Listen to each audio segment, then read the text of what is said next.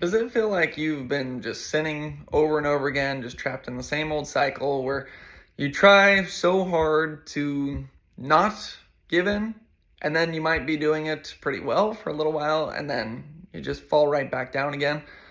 Well, Second Chronicles 13 and 14 gives us the answer in how we are supposed to fight the enemy. It starts off where Abijah, the king of Judah, is going against Jeroboam, the king of Israel. 2 tribes versus 10 tribes. And Abijah comes out with 400,000 men. And you think that's pretty good.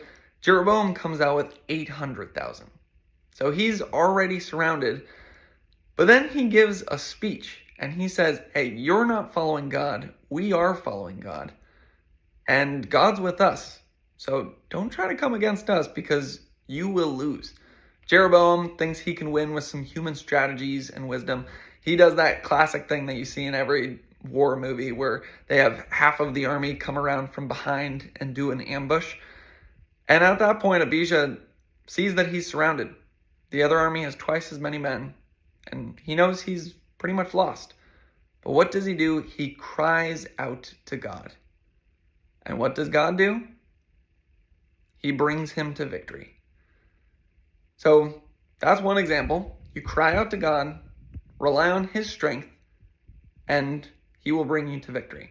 Then we see it again in 2 Chronicles 14, where Abijah's son Asa has this period of peace, but then the Ethiopians come up with 1 million men, an unheard of number. But once again, Asa cries to the Lord. He says, Lord, you are with us. You're not really going to let the enemy defeat you. He believes in the power of God, and the power of God leads him to victory. That is how we should fight as well. We wait for the Lord. We cry to the Lord. We wait for the Lord and watch him deliver us from the enemy to bring us into peace. Now, is this to say there's nothing to do on our part? Do we just cry out to the Lord and say, all right, is it happening? No, we cry out to the Lord and then we fight with all our might. Jesus says, if your right hand causes you to sin, cut it off.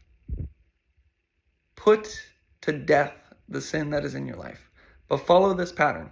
You seek the Lord first, and then you put it to death. You seek the Lord, you follow his commands.